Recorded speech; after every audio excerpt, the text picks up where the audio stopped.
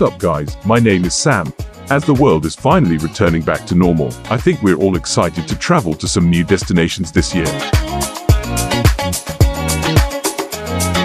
So, here's my top 10 places to visit in 2023. Almost all countries are finally open for tourism. 2023 is the year of travel. Whether you explore the fjords of Norway or witness the wonders of Patagonia, I hope that in 2023 you can safely travel to some new places in our beautiful world.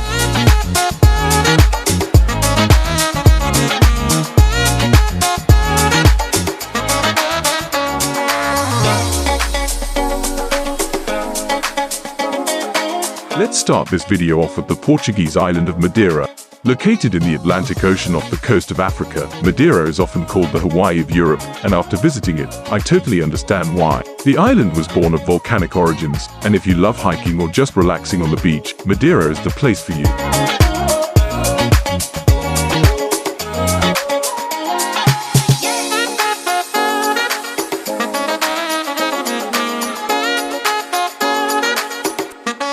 Ponta do Sol was my favorite place for swimming. There was no sand, just smooth boulders, but the ocean was amazing to swim in and there was a place to go cliff jumping. My favorite place on Madeira is Pico de Arriero. It's one of the tallest points on the island, and since you're so high up, you'll often be in or above the clouds.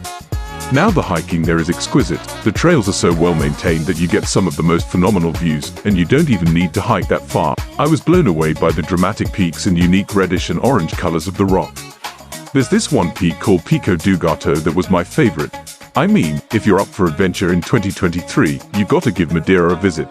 After, we're gonna head up to Western Norway. I was here recently and I was just blown away by the beauty of this country. I really like Western Norway, in particular, because it's home to the majority of Norway's fjords, and the landscapes there are just on another level. One of Norway's most well-known fjords is Geiranger Fjord. You can get there by driving about 5 or 6 hours from Oslo.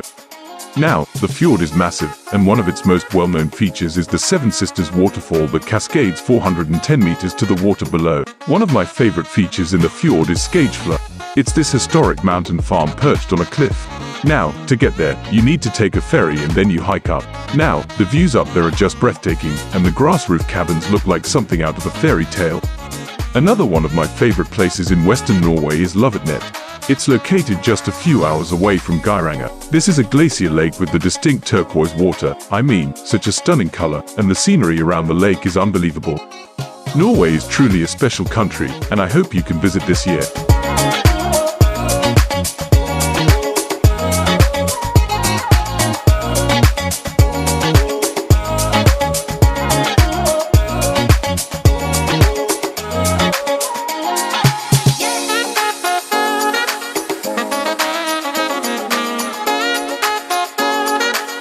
After, we're gonna head down to Africa to visit the country of Namibia, located on the Atlantic coast above South Africa. Now, when people think of Namibia, the Namib Desert probably comes to mind. It's full of massive orange sand dunes and those oryx antelope. One of my favorite places in the Namib Desert is Deadylei, with this claypan surrounded by massive dunes. And what makes it so unique is that there are these trees that died 600 years ago because water stopped coming into the area, and they are frozen in time. Another one of my favorite places in Namibia is the Spitzkoppe. It's this granite mound, contains that reaches 1,728 meters above sea level and has been called the Matterhorn of Namibia, is one of the country's spectacular sights. If you want to see African wildlife, the Etosha National Park is a great place to visit, where you can see animals such as lions, giraffes, and elephants. Namibia also boasts the highest number of cheetahs in the world.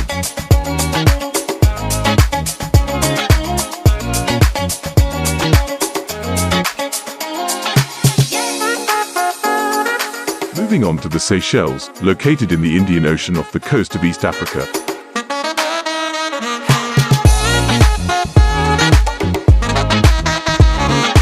The archipelago is made up of 115 islands, and Mahe Island is the largest and home to Victoria.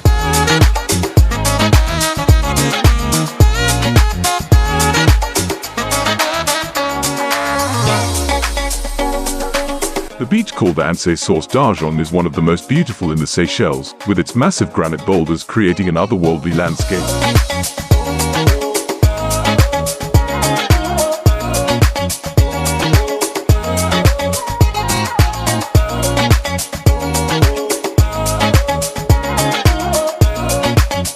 Patagonia, located in both Chile and Argentina, you can witness fjords like Norway, scenery like New Zealand, and mountains comparable to the Alps.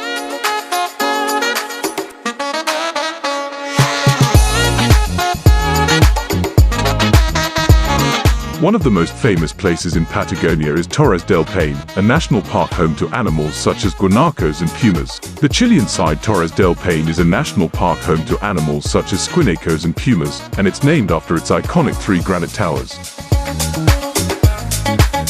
Another one of the most well-known places in Patagonia is Fitz Roy. It's this mountain range located on the Argentinian side.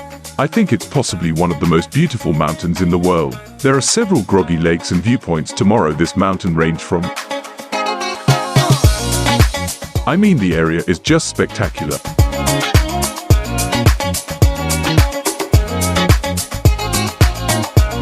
Afterwards, we're going to visit the Emerald Isle of Ireland.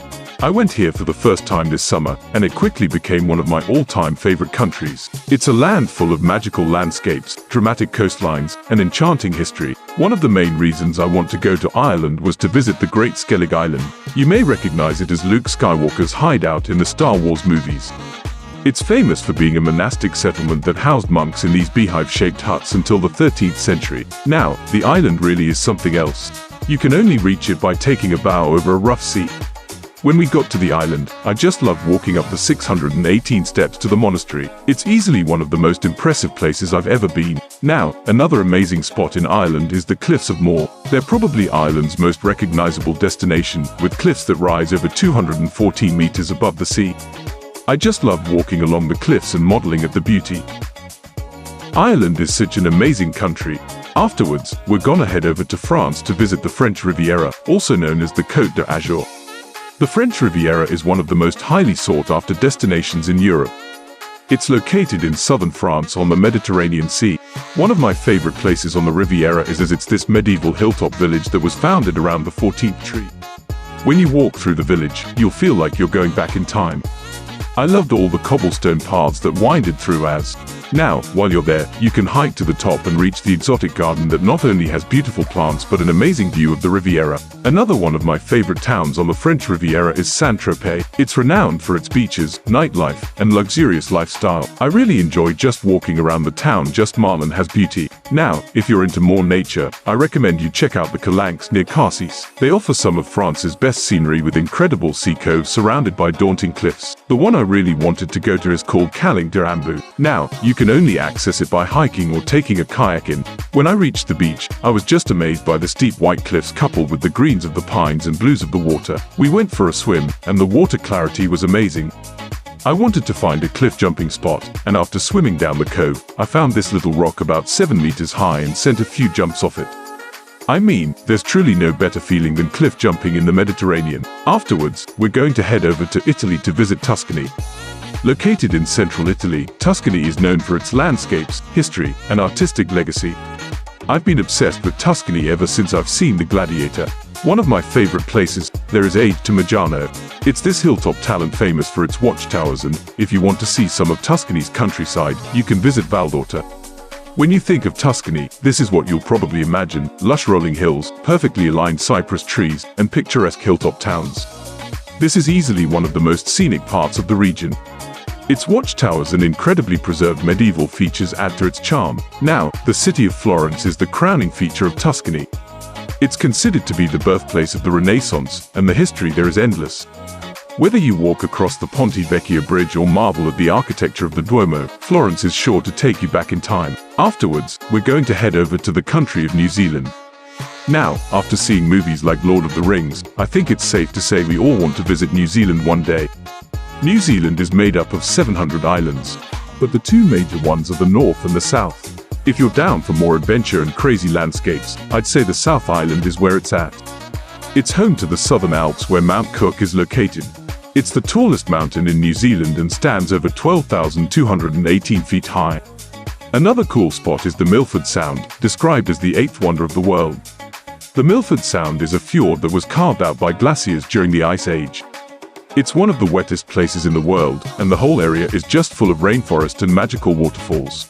New Zealand opened up back in 2022 for travel, so I hope you guys can leave it a visit this year. Now, for our final destination, we're gonna head over to Asia to visit Japan, also known as the land of the rising sun. I have to say, Japan is one of the places I want to visit most this year. Japan was one of the last countries to open up for tourism, but this recent September it finally eased restrictions, making it easier for travelers to enter. The perfect place to visit in 2023 is Japan, also known as the land of the rising sun. I have to say, Japan is one of the places I want to visit most this year. Japan was one of the last countries to open up for tourism, but this recent September, it finally eased restrictions, making it the perfect place to visit in 2023. From the snow-colored northern island of Sapporo to the Japanese Alps, this little island country has so much to offer. When you get to Japan, you can visit Tokyo. It's the largest city in the world with a population of over 37 million. From Tokyo, you can venture about an hour and a half outside to visit Mount Fuji. The active volcano is the tallest peak in Japan with a height of 12,388 feet. It's a perfect cone shape and acts as a sacred symbol for the country. A great place to view Mount Fuji from Lake Kawaguchi. You can get a wonderful view of the iconic mountain from there, and overall, it's just a beautiful area. Nearby is the Chirato Pagoda, which offers one of the most incredible views of the sacred volcano. Well, that is it for my 2023 travel guide. Let me know in the comments below where you want to visit most of this year. It's Sam, and we'll see you later. At the end of this trip, I just wanted to take a moment to say thank you for taking the time to watch my YouTube video. I truly appreciate your support, and I'm glad that you found the content interesting and engaging. As a content creator, it means a lot to me to know that my videos are resonating with my audience. Your feedback and comments are always welcomed and valued, as they help me to improve and create even better content in the future. Again, thank you for your support and for watching my video. I hope you found it informative and entertaining, and I look forward to sharing more content with you soon. We also hope you to subscribe to the channel and activate the bell to receive every new videos. Is your channel.